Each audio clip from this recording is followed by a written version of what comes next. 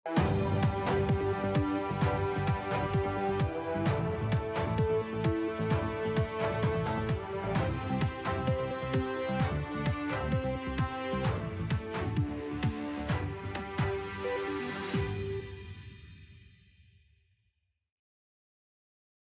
साथियों को अस्सलाम वालेकुम, नमस्कार, सत श्री अकाल, जय गौरशाही।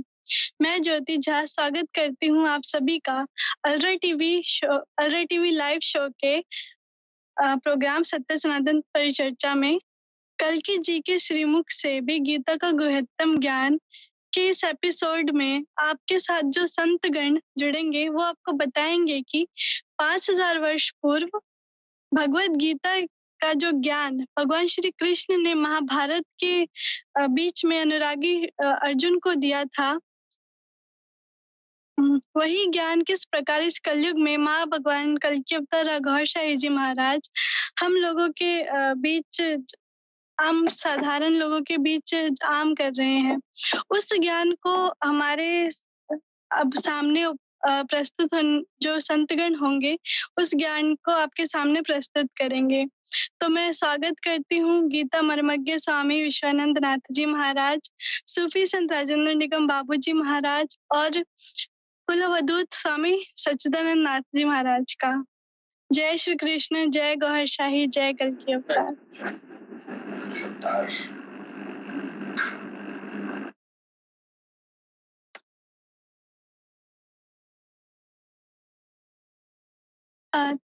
तो प्रश्न क्रम का जो कार्यक्रम है वो आरंभ करते हैं। मेरा जो सबसे पहला प्रश्न है वो स्वामी विश्वानंद नाथ जी महाराज से है। आपका प्रश्न यह है कि परमात्मा अपना दिव्य ज्ञान इस दुनिया में इंसानियत तक किस प्रकार पहुंचाते हैं? वह दिव्य ज्ञान एक लंबे समय अंतराल के बाद कैसे लुप्त हो जाता है? भगवत गीता जी की रोशनी में समझाने की कृपा करें। जी बहन जी, हर एक संत वरिष्ठ संतों को प्रणाम करते हुए, बहन जी आपको भी प्रणाम करते हुए सदगुरु महाराज के चरणों में आशीर्वाद लेते हुए आपके प्रश्नों की जवाब की ओर जाते हैं। परमात्मा अपना दिव्य ज्ञान इस दुनिया में जिस रीति से समग्र इंसानियत तक पहुंचाते हैं, उसको भगवान श्री कृष्ण गीता जी के अध्याय 4 कर्म ब्रह्मार्पण योग के श्लोक नंबर 1 में समझा रहे हैं कि इदं विवस्वते योगं प्रोक्तवानहं व्ययम् विवस्वानमवे प्राह मनुरिक्ष्वाकवे अब्रवीत। इस श्लोक में भगवान श्री कृष्ण परमात्मा का बहुत बड़ा प्लान योजना, जो परमात्मा का दिव्य ज्ञान इस इंसानियत तक पहुंचाने की अति सुंदर पद्धति, अति सुंदर रीत को यहाँ समझा रहे हैं कि भगवान समझा रहे हैं परमात्मा बहुत कृपालु और दयालु है, इसीलिए समग्र इंसानियत ऊपर बड़ी कृपा करके अज्ञानी से समझ में, अज्ञानियों को भी समझ में आ जाए, इसीलिए जाहिर रूप में विराट विश्व में और साथ साथ मनुष्य के शरीर में, ये दोनों ठिकानों में परमात्मा ने अपना दिव्य ज्ञान इंसानियत तक पहुंचा, किस विधि से पहुंचाया है और युगों युगों तक यही विधि से पहुंचाते रहेंगे, उसको समझाया है। हम विराट विश्व में भी समझते हैं, साथ साथ मनुष्य के शरीर में भी जो परमात्मा ने उनका दिव्य ज्ञान पहले सूर्य ने समझाकर दिया। यहाँ सामान्य लोगों को ये प्रश्न खड़ा होगा कि सूर्य को कान ही नहीं है, आंखें भी नहीं है, तो इस ज्ञान को कैसे सुनकर समझ पाया होगा? तो यहाँ परमात्मा लोगों को यह समझा रहे हैं कि मैं जब चाहूं तब मनुष्य जैसा चेहरा सूर्य पर स्थापित कर सकता हूँ, और प्रथम मैंने सूर्य पर यह चेहरा स्थापित किया है, फिर मैंने उसको मेरा दिव्य ज्ञान समझाया, तो वे समझकर आगे बढ़ाने लायक हो गया है। परमात्मा यहाँ यह भी समझा रहे हैं कि जैसे सूर्य एक प्रकाश का तेजोमय आग का गोला है, उसमें मेरा दिव्य ज्ञान को समझने की लायकात उनके प्रकाश और नूर से ही आ जाती है। इसीलिए वे मेरा ज्ञान समझ पाया है। ठीक इसी तरह मेरा ये दिव्य ज्ञान शंकर भगवान बाबा आदम अलैहिस्सलाम के दिल में बैठा प्रकाश वाला नूरी आत्मा को समझाया था।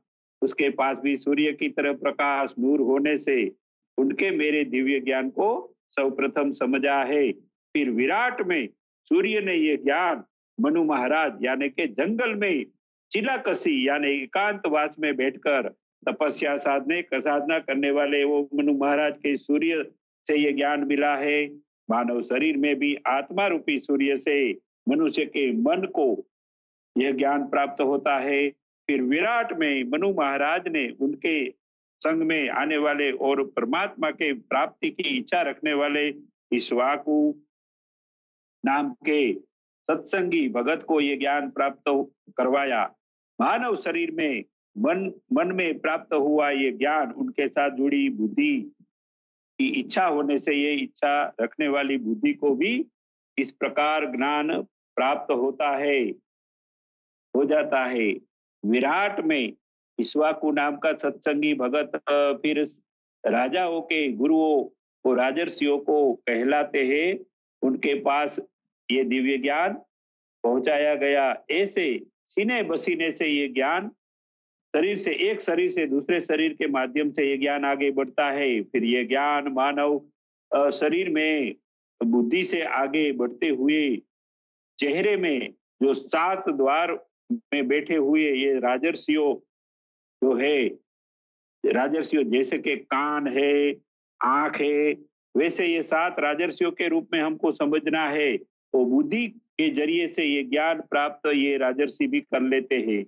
इस प्रकार परमात्मा का अपना दिव्य ज्ञान को जो प्रकाश वाले नूर वाले और सूर्य को और मानव को दिलों में जो प्रकाशित आत्माओं को प्रथम देते हैं, फिर लायक साधकों के जरिए से शरीर से प्रसार होता हुआ ये दिव्य ज्ञान सुंदर तरीके से सारी इंसानियत तक पहुंच जाता है।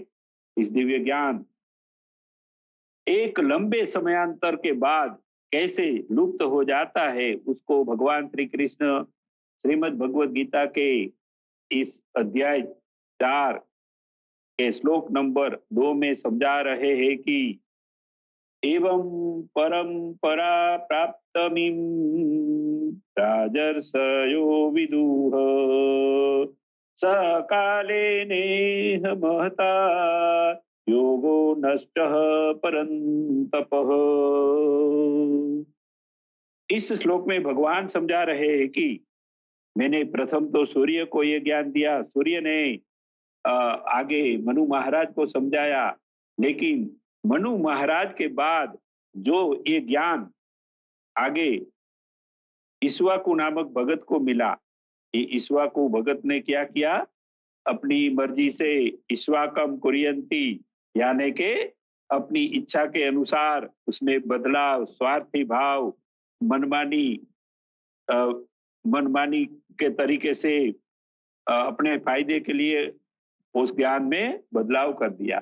जब भगवान ने सूर्य को ज्ञान समझाया था तब कहा था कि मैं तेरे से कोई पैसा नहीं वसूलता हूँ, कोई चार्ज नहीं वसूलता हूँ, कोई शर्त कंडीशन नहीं रखवाता हूँ, ये मेरा फ्री ज्ञान है, दिव्य ज्ञान। इसी तरह इस ज्ञान को जो कोई चार्ज लिए बिना, कोई स्वार्थ रखे बिना कोई भी आगे बढ़ाएगा, उसमें कोई भी बदलाव नहीं करेगा, तो ये ज्ञान अनंत युगों तक चालू रहता है। लेकिन ईश्वाकु नामक साधक भगत ने ईश्वाकम कुर्यन्ति यानी के अपने स्वार्थ वृत्तियों से उस ज्ञान में बदलाव भी कर दिया और लोगों से उसको चार्ज वसूलना शुरू कर दिया। तो इसी ज्ञान इस प्रकार परमात्मा जब अपनी कंडीशन, अपनी इच्छा के अनुसार कोई भी इस ज्ञान को आगे नहीं बढ़ाता है, तो वैसे लोगों की बुद्धि में से ये ज्ञान वापिस ले लेता है, उसको विस्मृति का पर्दा डाल देता है।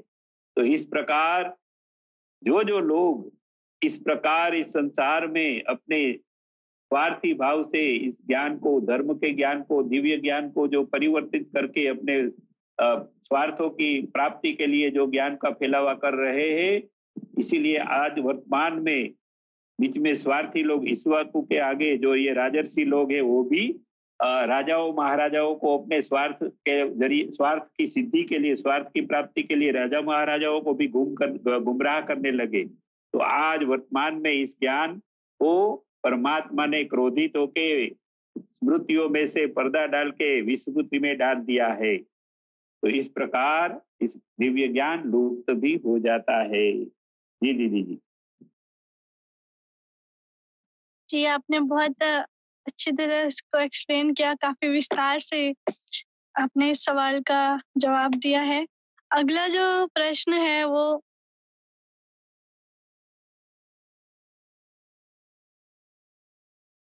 जी, आपकी आवाज़ आ रही है? लेकिन आपकी आवाज नहीं।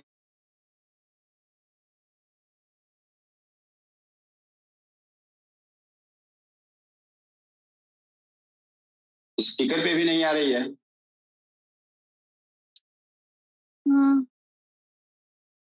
आप स्पीकर चेक कर लीजिए, तब तक मैं जो अगला प्रश्न है वो सूफी संत राजेंद्र निगम बाबू जी से कर लेती हूँ। आपसे मेरा सवाल है कि परमात्मा का अवतारण दुनिया में कैसे और क्यों होता है? कल की अवतार सरकार गौहर शाही जी महाराज के आध्यात्मिक शिक्षाओं की रोशनी में समझाने की कृपा करें। जी, सूफी संत राजेंद्र निगम बाबू जी। जी बहन, ये हमारे भगवत गीता का ये श्लोक जो है भगवान के अवतरण के संबंध में जो श्लोक आया है ये सर्वविदित है, सारी दुनिया जानती है, लेकिन इसका वास्तविक इसका अर्थ जमाने को समझ में नहीं आता है। इसलिए जो है इसको पढ़ने के बावजूद भी इंसानियत इससे सीख नहीं पाती है। भगवत गीता में भगवान कह रहे हैं, यदा यदा हि धर्मस्य ग्लानिर्भवति भारत अभ्युत्थानं धर्मस्य तदात्मानं सृजाम्यहम् परित्राणाय साधूनां विनाशकाय च दुष्कृतां धर्म संस्थापनार्थाय संभवामि युगे युगे। ये बड़ा इंपॉर्टेंट बात है, इतना महत्वपूर्ण बात है कि हमारे जो मनीषीगण हैं, अगर इसका जो यथार्थ जो भाव है या अगर जमाने के सामने अगर रखा गया होता तो आज जो आत्मघाती दौर जो चल रहा है ऐसा दौर नहीं आ पाता। लेकिन हमारी जो मानसिकता है वो दूषित हो चुकी है और दूषित मानसिकता को लेकर न हम कुरान का तर्जुमा निकाल सकते हैं और न हम गीता का यथार्थ भाव निकाल पाते हैं। नतीजन यह है कि भगवान ने कोई कोर कसर छोड़ा नहीं है, लेकिन इंसानियत के दिलों पर जो इंसान को गुमराह करने वाला एक ऐसा इंसान के अंदर बैठा हुआ एक ऐसा आसुरी आत्मा है जो इंसान को कभी वेद और पुराण और कुरान को समझने नहीं देता है। हर जगह वो दखल करता है, लिहाजा न कुरान की यथार्थ भाव को जमाने के सामने रखा गया और न गीता के यथार्थ भाव को जमाने के सामने रखा गया। नतीजम इसका दुष्परिणाम दिखाई दे रहा है, समस्त संसार की पटल पर ये दिखाई दे रहा है। तो बहन जी ने जो सवाल किया है कि परमात्मा का अवतरण दुनिया में कैसे और क्यों होता है, तो आमतौर से ये सर्वविदित श्लोक जो है अभी जो मैंने सुनाया है, यदा यदा हि धर्मस्य ग्लानिर्भवति भारत अभ्युत्थानं धर्मस्य तदात्मानं सृजाम्यहम्। भगवान कह रहे हैं कि जब जब धर्म की, है ना, जब जब धर्म की हानि होती है, एक अर्थ ये भी निकाला गया है कि जब जब धर्म की हानि होती है, और एक अर्थ ये भी निकाला गया है कि जब जब जो है पापी का दिल जो है ग्लानि से भर जाता है, तब वो प्रभु का जो है अभ्युदय होता है, हृदय में उसका अभ्युदय होता है। लेकिन हम तो सारे भावार्थ को हम लोगों ने पढ़ा है कि हमने जो अपने विवेक से और सरकार और शाही की जो आध्यात्मिक शिक्षाएं हैं, उन शिक्षाओं की रोशनी में जब इसके यथार्थ भाव तक जब हम पहुंचते हैं, तो बात कुछ और ही निकलता है। और वो बात यह है कि यदा यदा ही धर्मस्य ग्लानिर्भवति भारत अभ्युत्थानं धर्मस्य तदात्मानं सृजाम्यहम्। जब जब धर्म की हानि होती है, यहाँ एक ग्लानि है और एक हानि है। ग्लानि और हानि दोनों में अंतर है। ग्लानि का अर्थ लोगों ने ये लिखा है कि पापी का दिल जो है वो पापों से ग्लानि से भर गया, फिर उनका आना हुआ। कैसे आएंगे? आएंगे तभी जब गुरु मिलेगा, तब ना उनका आना होगा। अवतरण अंतर्मुखी होता है, अंदर आते हैं, दिलों में आते हैं। तो सबसे उचित जो है भाव यही है कि जब जब धर्म की हानि होती है ना, तब तब उनका जो है आना होता है। अब वो धर्म की हानि क्या है? सबसे बड़ी बात है कि धर्म का मतलब हम हिंदू, मुसलमान, सिख, ईसाई, यहूदी मान लेते हैं। ये सबसे बड़ी कमजोरी है। ये धर्म का मतलब जो गीता में कहा गया है वो हिंदू, मुसलमान, सिख, ईसाई नहीं है। अगर ये होता तो उसका अगला जो श्लोक जो है, जो भगवान कह रहे हैं कि परित्राणाय साधूनाम विनाशकाय च दुष्कृताम न धर्म संस्थापनार्थाय संभवामि जुगे जुगे। उस समय, जिस समय भगवान श्री कृष्ण के श्री मुख से यह बात निकली, उस समय तो इस्लाम था नहीं, यहूदी था नहीं, ईसाई था नहीं, है कि नहीं? तो जब ये नहीं था तो इनको हम इस धर्म के दायरे में क्यों ले आते हैं?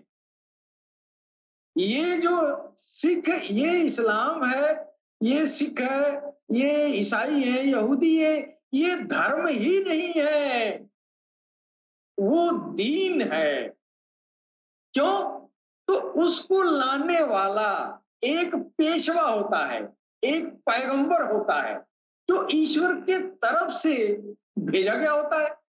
लेकिन आप सनातन धर्म में किसको कहेंगे कि सनातन धर्म का पैगंबर कौन है? पैगंबर तो है नहीं, पैगंबर नहीं है। इसमें जो था, इसमें पैगाम कैसे दिया जा रहा है? खुद वो परम पिता परमेश्वर की कोई खास एंटिटी कभी श्री राम के अंदर आके बैठा, कभी श्री कृष्ण के अंदर आके बैठा। और कहां बैठा? दिल में बैठा।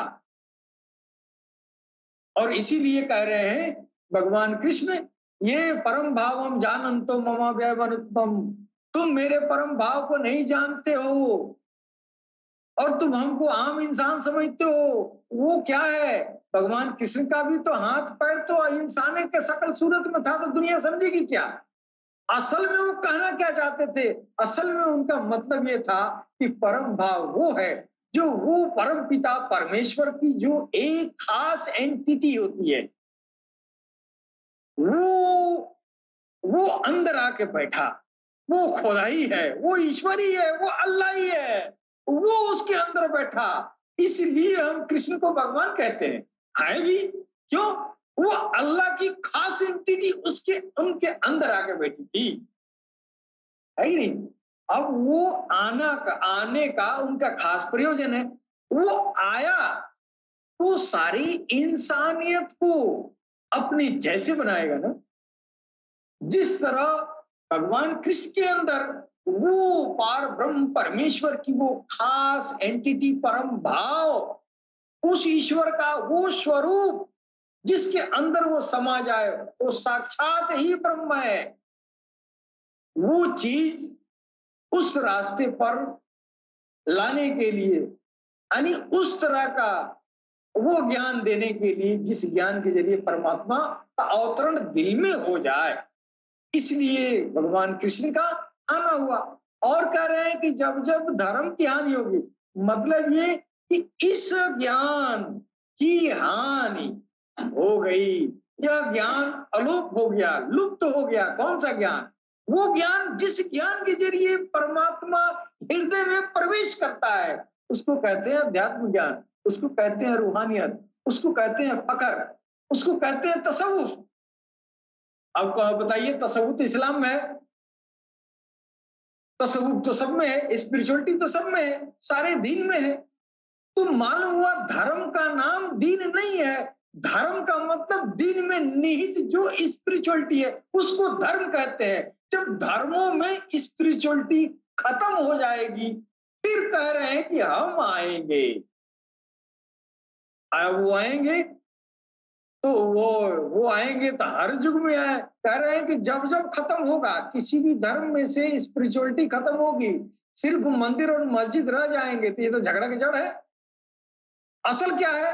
असल ये है कि उस मंदिर मस्जिद वाले को पाना, ये असल चीज है। उस इल्म को, उस इल्म पर चलने वाले को, उस इल्म के ज्ञान को, उस ज्ञान को, उस तौर तरीके को धर्म कहा गया। जैसे एक साधक साधना के जरिए भगवान तक पहुंचना है, वो धर्म पे चल रहा है। उस धर्म की नाश जब होगी तब वो आने के लिए कह रहे हैं। ऐसा नहीं कि हिंदू खत्म हो गए तो आएंगे, मुसलमान खत्म, अब तो धरती से तो हिंदू तो आप कितना, सबसे ज्यादा विनाश तो हिंदुओं को हुआ है। कहाँ है भगवान कृष्ण? भगवान कृष्ण ने वादा किया है जब जब धर्म की हानि होगी। अगर धर्म का मतलब ये हिंदू मुसलमान होता तो हिंदू का सबसे बड़ा नाश हुआ है। कहाँ है वो मुरली वाला? आज तक नहीं दिखाई दिया।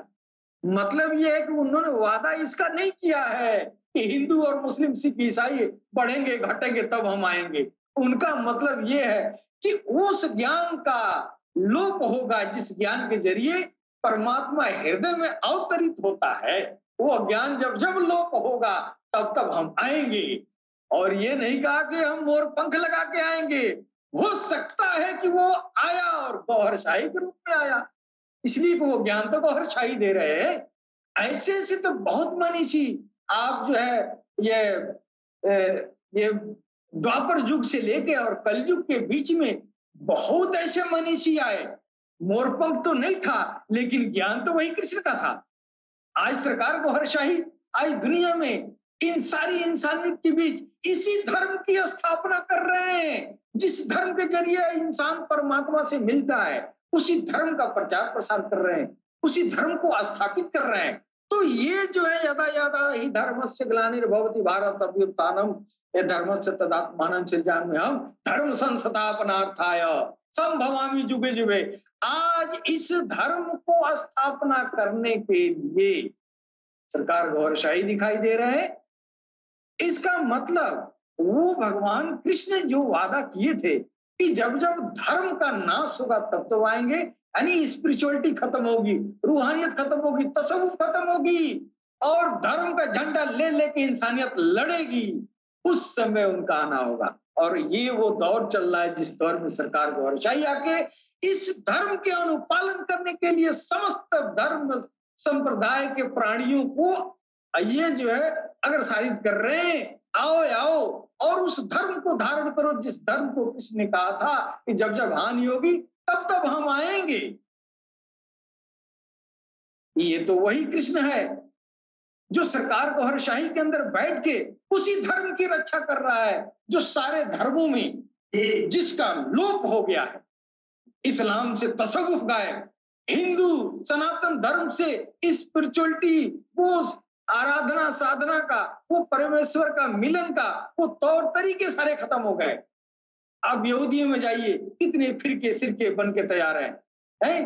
आप ईसाइयों में जाइए कितने तरह के कितना बिगाड़ पैदा कर गया। जो धर्म है उस धर्म से च्युत हो गया इंसान। ये असल वक्त है, ये असल समय है जिस समय वो आके और स्पिरिचुअलिटी की जो है स्थापना करे, यानी धर्म की स्थापना करे। यानी हिंदू हिंदू रहे, मुसलमान मुसलमान रहे, लेकिन इस धर्म को धारण करे, जिस धर्म का नाम है सनातन। सनातन वो है जिसके अंदर भगवान, ईश्वर, आत्मा और परमात्मा का जो मिलन का ज्ञान है, ये है सनातन। आत्मा परमात्मा के बीच जो संबंध है, इस संबंध को जोड़ने का नाम है सनातन। ये सनातन हर धर्म में है, हर दीन में है, इस्लाम में भी है, जिसका नाम है तसव्वुफ। तो इस धर्म की रक्षा के लिए भगवान कृष्ण ने वादा किया था। मेरे समझ से तो यही है। इसलिए कि अगर धर्म का मतलब हिंदू मुस्लिम सिख ईसाई अगर होता तो हो ही कैसे सकता। उस समय तो ये था ही नहीं। उस समय तो सिर्फ स्पिरिचुअलिटी थी, सिर्फ सनातन की बात थी, आत्मा परमात्मा की बात हो रही थी। भगवान कृष्ण ने इसी को जो है धर्म कहा है। धर्म का मतलब ईसाई, इस्लाम, यहूदी, हिंदू, मुसलमान ये सब नहीं है। स्पिरिचुअलिटी को स्थापना, जिसके जरिए इंसान का कल्याण हो, जिसके जरिए इंसान के दिलों में भगवान का अवतरण हो, ये है धर्म। ये धर्म सबके अंदर है। ये सारे मजाहिब में है, सारे दीन में है। सारे अंबिया जो थे, मुरसलीन थे, इसी धर्म को लेके आए। नियम कानून का नाम धर्म नहीं है। धर्म इसका, ये दिलों का, ये जो जुड़ने का नाम है धर्म। धर्म और मजहब में अंतर है। मजहब जीने खाने, ये तरीका है जीने खाने का। ये दीन जो है उसके दो भाग हैं, एक भाग धर्म है, दूसरा भाग जाहरी शरीयत है। लेकिन जो बातनी शरीयत है उसको धर्म कहा गया। वो तसव्वुफ ही धर्म है। उसी धर्म की तरफ इशारा किया है कि जब जब धर्म की हानि होगी तब तब आएंगे। अब इस्लाम में धर्म की हानि हो गई, इस्लाम में तसव्वुफ की हानि हो गई, तो मोर पंख लगा के थोड़ी आएंगे, इमाम मेहदी बन के आएंगे, तब उसमें धर्म की स्थापना होगी ना। अब मोर पंख लगा के आएंगे तो कोई मुसलमान मानेगा, कोई तसव्वुफ को मानेगा। लेकिन तसव्वुफ गायब हो गया, 1400 साल गुजर गया, अब वो इमाम मेहदी बन के आ रहे हैं, है कि नहीं? है वही छलिया, रूप बदल दिया है। वो तो दिलों में आना है उसको ना। तो पगड़ी वाले के अंदर भी घुस सकता है और बिना पगड़ी वाले के अंदर भी घुस सकता है? तो है तो वही एक चीज। जब जब धर्म की हानि हुई है तब तब वो आना हुआ है। और तसव्वुफ, स्पिरिचुअलिटी, अध्यात्म जब जब नाश हुआ है तब तब इस धरती पर काम, क्रोध, लोभ, मोह, मद, मत्सर, अत्याचार, व्यभिचार का बोलबाला हुआ है। इसलिए उनको आना होगा ना। हाँ, और वो जब आएगा तो ये इन सब बुराइयों का नाश, इसलिए उनका आना हुआ। जी बहन। जी, बहुत-बहुत धन्यवाद आपका। स्वामी सच्चिदानंद नाथ जी महाराज, क्या अभी आपको आवाज आ रही है? आवाज जा रही है।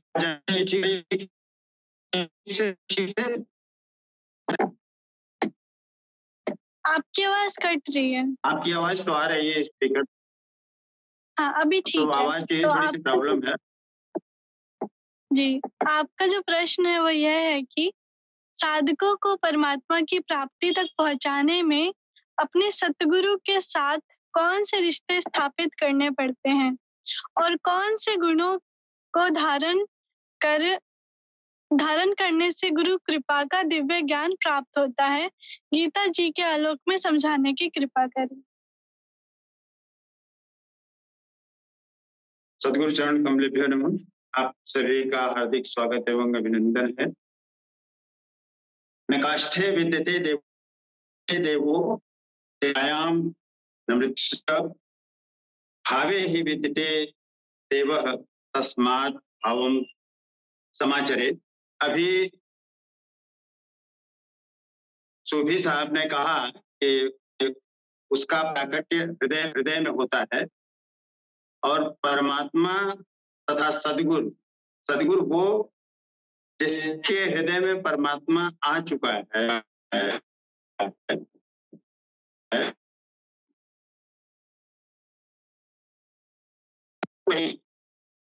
तो सदगुरु परमात्मा का पर्याय होता है। तो वो जब आता है तो उसके लिए ये जरूरी है कि हम जब राजस की स्थिति को क्रॉस करते हैं या क्षत्रिय श्रेणी को क्रॉस करते हैं ब्राह्मणत्व के लिए, उस आज्ञा चक्र के माध्यम से, आज्ञा चक्र पे जो शक्ति है, उस शक्ति के माध्यम से सदगुरु उस परमात्मा का दर्शन कराता है और उस परमात्मा के दर्शन के बाद जब वो पुनः शक्ति वापस आती है तो मस्तिष्क के माध्यम से पुनः वो आज्ञा चक्र पे आके आंखों में वो तस्वीर उतार देती है और फिर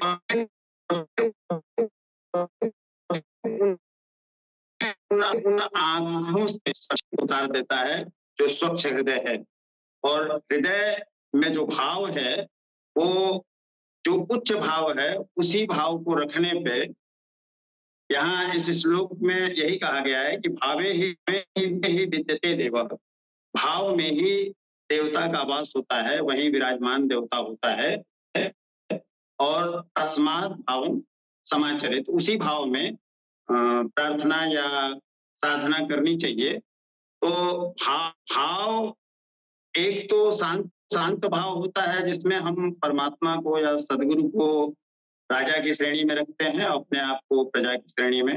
जैसे राजा के साथ प्रजा का व्यवहार होता है, हम वैसा व्यवहार करते हैं। दूसरी स्थिति दास भाव की होती है जिसमें हम परमात्मा को अपना स्वामी मानते हैं और खुद को परमात्मा का गुलाम मानते हैं। तीसरी स्थिति माधुर्य की होती है जो कबीर वगैरह ने किया कि दुल्हनी गावो मंगल चार, मोरे घरे आए राजा राजा राम भरता। मतलब प्रेमी और प्रेमिका की स्थिति में साधक उस परमात्मा को याद करता है।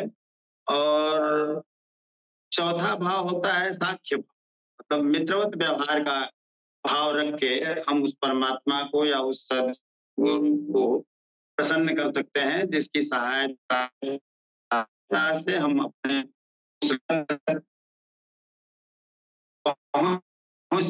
पहुंच सकते हैं। इस श्लोक में भगवान कृष्ण ने बताया कि मया तेत्य योगः प्रोक्तः पुरातन भक्तोऽसि मे सखा चेति रहस्यम चेत् तदुत्तमम् स एव अयम् ते अद्य योगः प्रोक्तः पुरातन। वो पुरातन सनातन जो योग है वो मैं आज वही पुरातन योग अब मैं तेरे लिए वर्णन करता हूं, क्योंकि तू मेरा भक्त है, तू मेरा सखा है। और यह योग रहस्यपूर्ण है। रहस्यपूर्ण क्यों है? रहस्य या गोपनीयता क्यों बरती जाती है? दो ही स्थिति हो सकती है, या तो हम स्वार्थवश उसको समाज से छुपाना चाहते हो कि इसका लाभ केवल और केवल मुझे मिले, या हम ये समझते हो कि ये अगर प्रकाशित हो जाएगा, प्रकट हो जाएगा तो अहितकर स्थिति आ सकती है, समाज इसका दुरुपयोग कर सकता है। लेकिन ये दोनों स्थितियां नहीं है। योग में एक तीसरी स्थिति होती है योग्यता की। अभी सूफी साहब ने कहा कि वो हृदय में अवतरित होता है। तो कैसे हृदय में? जो हृदय निर्मल हो, जो धुला धुलाया हो, साफ सुथरा हो। तुलसी ने कहा कि प्रेम भगत जल बिनु रघुराई, अभ्यंतर मल कबहु न जाए। इस प्रेम के बिना, इस भक्ति के बिना जो हृदय की कालिमा है, मैल है, वो नहीं जाता। तो अगर स्वच्छ हृदय है तभी वो परमात्मा हृदय में अवतरित होता है, उतरता है। तो चूंकि अर्जुन राजर्षि की स्थिति में थे और क्षत्रिय वर्ण में के साधक थे, जिस स्थिति में तमाम रिद्धियां सिद्धियां प्राप्त हो जाती हैं साधक को, जहां से भटकने का खतरा रहता है। ये डर पर हमेशा बना रहता है कि कब अहंकार जग जाए और हम पदच्युत हो जाएं, उस रास्ते से भटक जाएं। ऐसी स्थिति में अगर सदगुरु नहीं सहायक है, वो हृदय में उतर कर मार्गदर्शन नहीं कर रहा है, दिग्दर्शन नहीं कर रहा है, तो अधिकतम संभावना ये है कि इस स्थिति से साधक भटक जाता है और ब्राह्मणत्व को नहीं प्राप्त कर पाता, उस ज्ञान को नहीं प्राप्त कर पाता है। तो इसलिए साधक को या तो दास भाव में या सखा भाव में गुरुवर को या उस परमात्मा को भजना चाहिए, याद करना चाहिए। इन दोनों स्थितियों में सदगुरु कभी भी साधक को विचलित नहीं होने देंगे। और यही स्थिति हुई अर्जुन के साथ कि वो सखा बन के उनके मन के गुणों के सारथी बन के उनके हृदय में उतर के उनकी दिशा को तय करते थे कि अब तुम्हें क्या करना है। वो बहकते भी थे तो भी कृष्ण उनके मन के घोड़ों की लगाम उनके दिल में बैठ के थामे रहते थे, उनको विचलित नहीं होने देते थे। तो ये योग्यता भी होनी जरूरी है। अगर ये योग्यता नहीं है तो अवतरण नहीं हो पाएगा। दिल का साफ होना चाहिए और ये स्थितियां उसके पास होनी चाहिए कि उसकी इंद्रियां संयमित हों, वो इस वर्ण का हो, ताकि इसके बाद उस ब्राह्मणत्व को प्राप्त कर सके। एक कवि ने कहा है कि है उदास कुछ अंतर मने है, रत्नों का उपहार किसे दूं, पात्र बहुत छोटे दिखते हैं, पावस की जलधार किसे दूं। तो गुरु तो चाहता है कि मैं क्या क्या उड़ेल दूं, संपूर्ण ज्ञान इसको शिष्य को प्रदान कर दूं, लेकिन शिष्य में योग्यता कितनी है, पात्रता कितनी है, वो इस योग्य है भी या नहीं है। तो अर्जुन इस योग्य थे, इसीलिए भगवान कृष्ण ने कहा यह पुरातन योग जो रहस्यमयी है, जो आम लोग नहीं जानते, इस गुह्य ज्ञान को मैं तुम्हें बता रहा हूँ। क्यों बता रहा हूँ? क्योंकि तुम मेरे सखा हो, मित्र हो, तुम मेरे भक्त हो। तो सदगुरु से अगर भक्तिपूर्ण भाव है या मित्रवत भाव है, तो भी वो दिग्दर्शन करते रहेंगे, सारी कठिनाइयों को दूर करते रहेंगे और सदगुरु हृदय में उतर कर मन के घोड़ों को नियंत्रित कर रहा है, तो लक्ष्य को प्राप्त कर ही लेना है। भजन फिर रुकेगा नहीं और भजन निरंतर चलता रहेगा, युद्ध चलता रहेगा, तो विजय श्री भी मिलेगी। तो सबसे सुंदर भाव तो यही है और भाव में ही देवता का वास है या परमात्मा का वास है। भाव जैसा है वैसे ही होगा, हम जैसे विचार रखेंगे वैसा ही बन जाएंगे। तो भाव मुख्य है। तो अर्जुन की ये स्थिति थी। गीता के इस श्लोक से हम यही देखते हैं कि अगर सखा का भाव है, भक्ति का भाव है, तो वो भगवान, वो सदगुरु अपने समस्त कलाओं के साथ अवतरित हो जाएगा। जी जी जी, बहुत ही सुंदर तरीके से आपने इस प्रश्न का उत्तर दिया है। अब हम चलते हैं अपने अगले प्रश्न की ओर, जो है स्वामी विश्वानंदनाथ जी महाराज से। प्रश्न यह है कि परमात्मा का अवतरण दुनिया में किन परिस्थितियों में होता है और अवतरित होने के बाद कौन से कार्यों को करते हैं? विस्तार से समझाने की कृपा करें। जी दीदी जी, परमात्मा का अवतरण इस दुनिया में जिस परिस्थितियों में होता है, उसको भगवान श्री कृष्ण भगवत गीता के अध्याय 4 कर्म ब्रह्मांड पर योग के श्लोक नंबर 7 में बहुत अच्छी तरह से समझाते हैं कि यदा यदा हि धर्मस्य ग्लानिर्भवति भारत अभ्युत्थानं धर्मस्य तदात्मानं सृजाम्यहम्। तो यहाँ परमात्मा ये कहते हैं कि स्वार्थी लोग अपने स्वार्थ के वजह से दिव्य ज्ञान को अपने स्वार्थ की पूर्ति के लिए उसमें परिवर्तन कर देते हैं, अपने मन माने तरीके से उसका भाषांतर करके लोगों के सामने पेश करते हैं। इसीलिए लोग सत्य जो रास्ता है, सत्य ज्ञान है, परमात्मा तक पहुंचने का जो ज्ञान है, वो विधि से बिखर जाते हैं, वो विधि से लोग अलग हो जाते हैं। इसलिए ऐसे धर्म में जब जब बिगाड़ पैदा कर देते हैं लोग, और चारों ओर अधर्म की वृद्धि हो जाती है, यानी कि लोग परमात्मा तक पहुंचने से विपरीत दिशा में भटकाया जाता है। चारों ओर समाज में सिर्फ क्रियाकांड और विधियां चलती रहती है, जिससे कोई आत्मा का कल्याण नहीं होता है। शारीरिक रूप से लोगों को क्रिया में लगाया जाता है, उससे मन की तो संतुष्टि, मन को थोड़ी देर सुख मिलता है कि मैंने कुछ धर्म का काम किया, लेकिन आत्मा को कुछ उसका फायदा नहीं होता है, उसको अधर्म फैला हुआ माना जाएगा। तो इसी स्थिति में समाज में भ्रांतियां फैलती है, विकृतियां आ जाती है, समाज समस्याओं से घेर जाता है, और समाज ऐसा भी मानने लगता है कि मेरा धर्म ऊंचा है, तेरा धर्म नीचा है। इसके लिए धर्मों के झगड़े भी हो जाते हैं। चारों ओर अज्ञान रूपी अंधेरा छा जाता है, समस्याओं से मनुष्य जीवन दुखी दुखी हो जाता है। तब परमात्मा कहते हैं कि इसी स्थिति में मुझे आना पड़ता है। तो फिर जब वो आता है, तब वो क्या करते हैं, वो भी श्लोक नंबर यहाँ 8 में बताया है भगवान ने कि जब जब मैं आता हूं तब 3 काम करता हूं।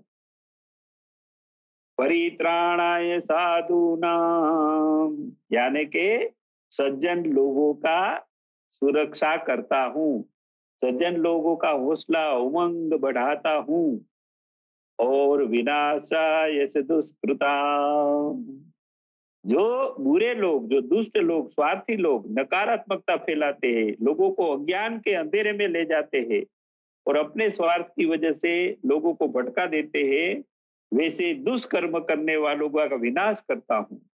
और मैं युगों युगों में जैसे समाज को जरूरत होता है वैसा दिव्य धर्म की स्थापना, तीसरा काम धर्म की स्थापना करते हैं वो। तो हर एक युग में ऐसे ऐसे क्या होगा, ऐसे समझने के लिए भी हम यहाँ देखेंगे। तो सतयुग में विष्णु नारायण के अवतार उसी रूप में परमात्मा आए थे, तो वहां तब उसने नारायण अपने विष्णु उपनिषद दिया, वेदों का ज्ञान दिया, यानी कि धर्म की स्थापना इस धर्म ग्रंथ के रूप में किया। और द्वापर युग में राम के रूप में आए थे तो रामायण का दर्शन कराया, रामायण के एक धर्म ग्रंथ में ज्ञान की, धर्म की स्थापना करी थी। और त्रेता युग में जब कृष्ण के रूप में आया तब उसने श्रीमद् भगवत गीता का धर्म ग्रंथ बताकर रखकर दुनिया वालों को ज्ञान की स्थापना, धर्म की स्थापना इस रूप में करी। और हर एक युग में वो सच्चे सज्जन लोगों की सुरक्षा करता है और दूरीजनों को विनाश करता है। अभी कली काल में इमाम मेहदी कल की अवतार के रूप में गौर साहिब महाराज आए हैं, ये चौथे युग में, कली युग में। तो उन्होंने दिल वाली तालीम सिखा के सज्जन लोगों को प्रोटेक्शन दिया, सज्जन लोगों को सुरक्षा कवच पहनाया है आध्यात्मिक शक्तियों से। और अपने धर्म की स्थापना उन्होंने दिने इलाही नाम की किताब, यानी कि परमात्मा का धर्म है दिव्य प्रेम, इस नाम का इस टाइटल देके इस धर्म की स्थापना करके धर्म ग्रंथ सारे विश्व को दिया। तो ये परमात्मा जो है हर एक युग में अवतरित होते हैं और अपने धर्म की स्थापना धर्म ग्रंथों के माध्यम से दिव्य ज्ञान और दिव्य पद्धति, दिव्य सिस्टम सिखाकर धर्म की स्थापना भी करते हैं। और सज्जन लोगों का संगठन करके आध्यात्मिक शक्तियों से संपन्न करके दुष्ट लोगों का विनाश भी करते हैं। तो ये दिव्य कर्म परमात्मा जब जब अवतरित होता है तब ये 3 प्रकार के कर्म करते हैं। सज्जन लोगों की सुरक्षा, सज्जन लोगों का हिम्मत हौसला बढ़ाते हैं, दुष्ट लोगों का विनाश करते हैं। और जैसे जैसे समय जिस जिस युग में जिस प्रकार का समाज जीवन को उपयोगी होता है उस प्रकार का ज्ञान वो धर्म की स्थापना के रूप में करते हैं। और धर्म ग्रंथ इस दुनिया को देकर धर्म का एक विचारधारा जीवन पद्धति सिखाने का धर्म की स्थापना भी करके धर्म ग्रंथ की भी हर एक युग में प्रस्तुत करते हैं, दुनिया वालों को देते हैं। तो इस प्रकार के दिव्य कर्म परमात्मा अपना दिव्य अवतरण के समय युगे युग में करते आए हैं और करते रहेंगे। जी दीदी जी। जी, आपका बहुत-बहुत धन्यवाद स्वामी जी। हाँ। अगला जो प्रश्न है वो स्वामी सच्चिदानंद नाथ जी महाराज से है। भगवद गीता जी की रोशनी में समझाएं कि मनुष्य कैसे जन्म मरण के बंधन से निकलेगा और यह भी बताने की कृपा करें कि मनुष्य परमात्मा स्वरूप कैसे प्राप्त कर सकता है।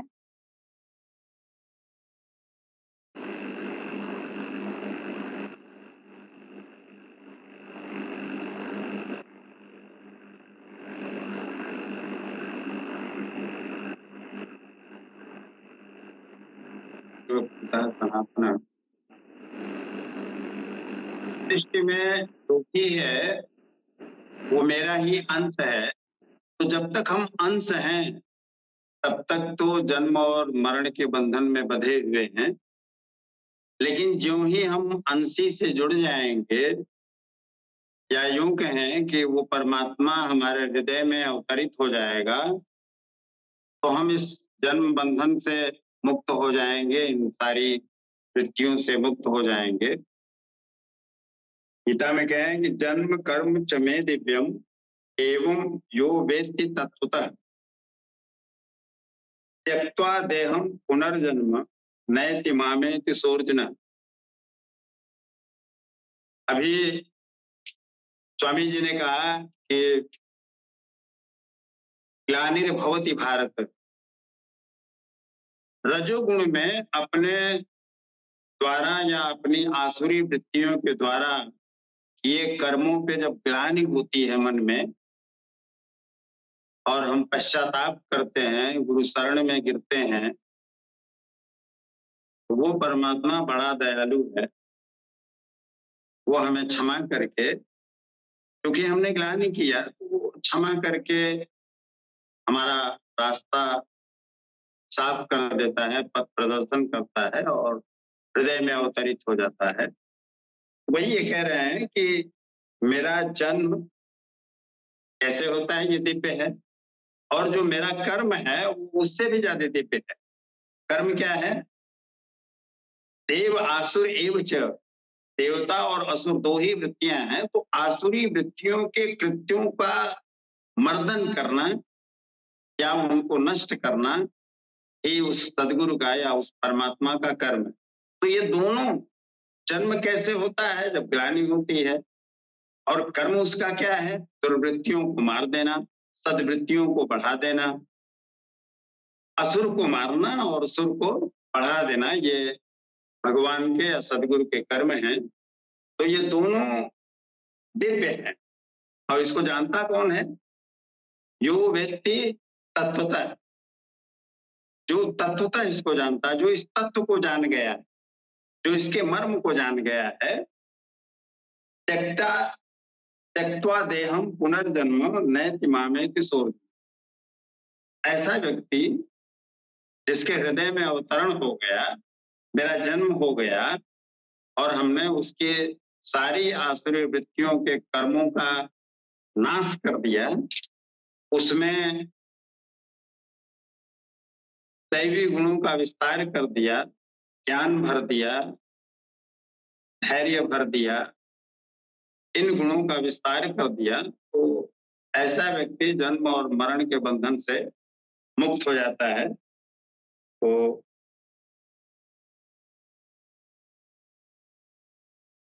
लेकिन इन्हें चर्म चक्षुओं से नहीं देखा जा सकता, मन और बुद्धि से उसे मापा नहीं जा सकता। तो जब इतना गूढ़ है तो वही देख पाएगा जो तत्वतः जान लिया है। तो तत्व क्या ऐसा कुछ है क्या कि 25-50 हो या गणना हो गई, हमने तत्वों को गिन लिया कि इतने तत्व हैं तो हम तत्वदर्शी बन गए? नहीं, ऐसा नहीं। आत्म साक्षात्कार करने वाला ही इस आविर्भाव को समझ पाता है। सिद्ध है कि अवतार किसी विरही, अनुरागी या ग्लानि के हृदय में होता है। इससे समझ नहीं पाता शुरू में कि ये कौन संकेत देता है, कौन मार्गदर्शन करता है, किंतु परम तत्व परमात्मा के दर्शन के साथ ही वह देख पाता है, समझ पाता है और फिर शरीर को त्याग कर पुनर्जन्म को प्राप्त नहीं होता है। जिसके हृदय में वो परमात्मा आ गया, उस अंश को अंशी ने जम कर लिया, एकाकार कर लिया, फिर तो वो उसी का स्वरूप हो गया जो न कभी जन्म लेता है न कभी मरता है। वो तब तो वो अमर हो गया।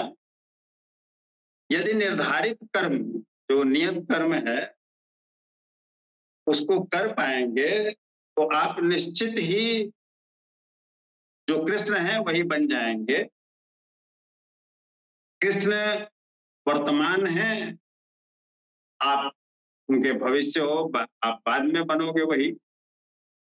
तो रास्ता यही है, नियत कर्म को करते हुए, हृदय की कुत्सितता को दूर करते हुए, उस परमात्मा के प्रति दिव्य भावों में कोई भाव रखते हुए अगर हम अग्रसर होंगे तो उसका अवतरण हमारे हृदय में हो जाएगा, और जब वो हो गया तो हम उसी का रूप बन गए। जी। आपको प्रोत्साहित करने के लिए वो आगे क्या कहते हैं कि बीत राग भया क्रोध मन मया माम उपासिता बहवो ज्ञान तपसा पुता मद भाव मद आगता। ये राग और विराग दोनों से परे वीतराग तथा इसी प्रकार भय और अभय, क्रोध और अक्रोध से परे अनन्य भाव से, मतलब फिर कोई दूसरा नहीं, फिर कोई और होगा तो दिक्कत हो। केवल और केवल ये परमात्मा की या उस अल्लाह की फितरत, चाहो तो केवल उसी को चाहो, उसके सिवा किसी और को चाहा तो बड़ी मुश्किल हो जाए। अनन्य भाव से अहंकार रहित मेरी शरण हुए बहुत से लोग ज्ञान तप से पवित्र होकर मेरे स्वरूप को प्राप्त हो चुके हैं। जिन जिन का हृदय अधर्म की वृद्धि देखकर परमात्मा के लिए ग्लानि से भर गया, उस स्थिति में मैं अपने स्वरूप को रचता हूँ, वो मेरे स्वरूप को प्राप्त होते हैं, और जो उस परमात्मा के स्वरूप को प्राप्त कर गया तो फिर कहाँ जन्म और मरण होना है, फिर तो वही घटा कुंभ जल जल ही समाना, यह तत्कथ है ज्ञानी। जल में कुंभ है, कुंभ में जल है, बाहर भीतर पानी। तो जब तक कुंभ है, मिट्टी है, जड़ है, बीच में बाधा है, तब तक तो हम अलग हैं, हम अंश हैं और वो अंशी है। लेकिन जो ही जड़ता समाप्त हुई, इस शरीर का बोध खत्म हुआ, मन बुद्धि अहंकार का समन हुआ और हृदय ग्लानि से भर गया, वो परमात्मा अवतरित हो जाएगा, और जब अवतरित हो जाएगा तो फिर उसका हम स्वरूप बन गए, और फिर हम जन्म मरण के बंधन से मुक्त हो गए, हम उसी में समा गए। जी जी, आपका बहुत-बहुत धन्यवाद स्वामी जी। आप सभी संतगणों ने बहुत ही सुंदर तरीके से इन सभी प्रश्नों का उत्तर दिया है। तो इसी के साथ इस कार्यक्रम की समाप्ति पर हम पहुँच गए हैं। जो बचे हुए प्रश्न अभी रह गए हैं इस कार्यक्रम के, वो हम अगले एपिसोड में उसको ऐड कर लेंगे। तो सभी का बहुत-बहुत धन्यवाद। सभी को से विदा लेते हैं। जय श्री कृष्ण, जय गौहर शाही, जय श्री कल्की अवतार। जय कल्की अवतार, जय गौर। जय श्री कृष्ण।